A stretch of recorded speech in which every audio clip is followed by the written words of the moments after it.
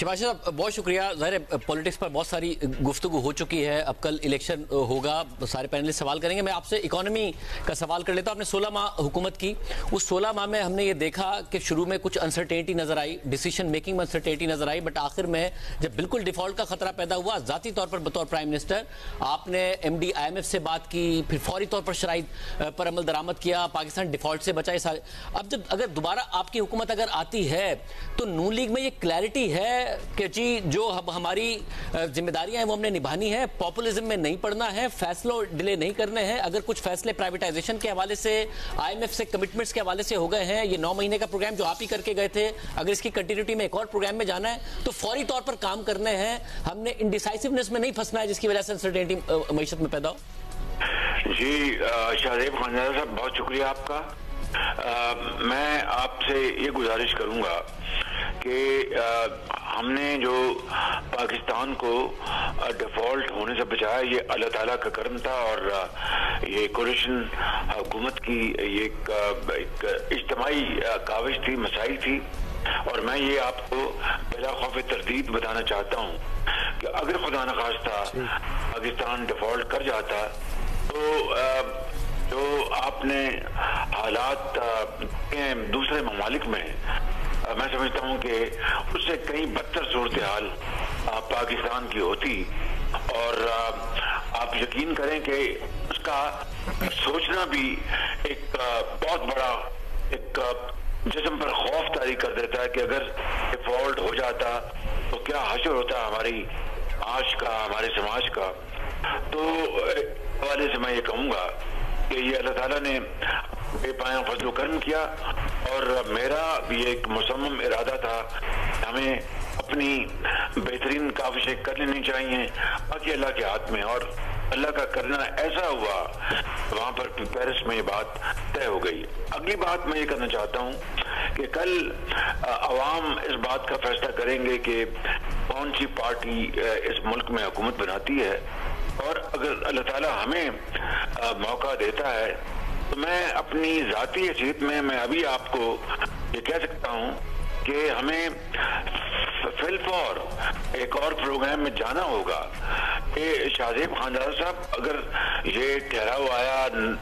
9 महीने का हमें रेस्पाइट मिला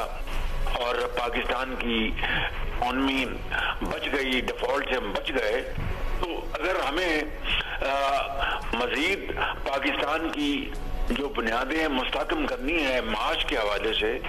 तो आप इसको पसंद करें ना करें, हमें एक और प्रोग्राम की तरफ जाना होगा, इस्तकामत दिखानी होगी और हमें बड़े फैसले करने होंगे। इकोनॉमी की रीस्ट्रक्चरिंग, जो डीप रूटेड जो बीमारियां फैल चुकी हैं, उनको जड़ से काटना होगा। आपने अभी खुद कहा कि प्राइवेटाइजेशन, इसको प्राइवेटाइजेशन कह लें, आउटसोर्सिंग कह लें, इस वक्त आपके जो SOEs हैं वो कई 100 अरब रुपए साल का इस गरीब कौम के टैक्स का वो हड़प कर जाते हैं। यानी खून पसीने की कमाई तकरीबन 600-700 अरब रुपए सालाना, मेरा अंदाजा है, आई मे बी और 100% करेक्ट, मगर तखमीना यही है। अब बताइए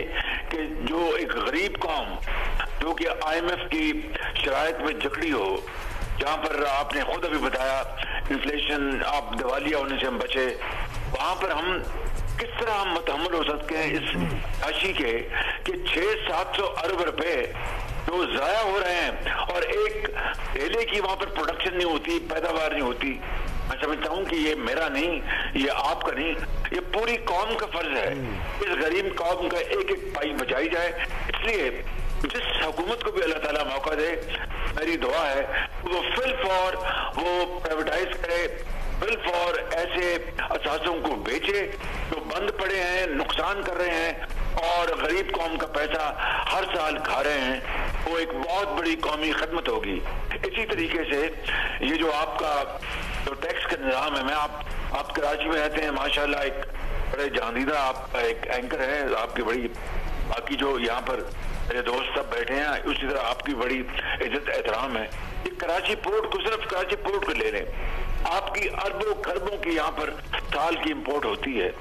اربوں خربوں کے آپ کے امپورٹ ڈیوٹیز آپ کی بنتی ہیں، جو آپ کی ریکوری ہے اور جو ریکوری نہیں ہوتی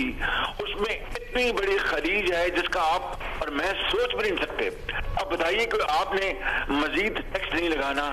آپ نے مزید کوئی امپورٹ ڈیوٹی نہیں لگانی، جو موجودہ سلیبز ہیں اسی کو اگر آپ ریکور کر لیں تو یہ آپ کی اس قوم کی بہت بڑی کامیابی ہوگی اور غریب آدمی اس کی غربت ختم ہو جائے گی۔ لیکن آج جو ہماری ایکچوئل ریکوری ہے اور جو فنڈز اور جو ڈیوٹیاں جو ہیں وہ سائفن آف ہوتی ہیں، اس کا میں اور آپ اندازہ بھی نہیں کر سکتے۔ اب اس کو کس طرح ٹھیک کرنا ہے؟ اگر یہی نظام نہیں چلے گا، بزنس ایز یوزل نہیں چلے گا، آپ کو ماڈرن ٹیکنیکس، ماڈرن ٹولز لانے ہوں گے۔ اور میں اپنی ذاتی حوالے سے بات کر رہا ہوں، یہ کوئی پالیسی سٹیٹمنٹ میں نہیں دے رہا، میں ایک اپنے ایز اے پاکستانی، اگر ہمیں اس کو آؤٹ سورس بھی کرنا پڑے تو کریں، ورنہ وہ جو مافیا ہے، کرپٹ مافیا، جو مل کر جو اربوں خربوں ہر سال ہڑپ کر لیتا ہے، اس کی اگر آپ کچھ فیس دے دیں کہ اتنی ریسیٹس ہر سال بڑھیں گی تو ان کو اتنا پریمیم ملے گا، اس طرح کے ہمیں جدید اور ہمیں out of the box solution سوچنے ہوں گے۔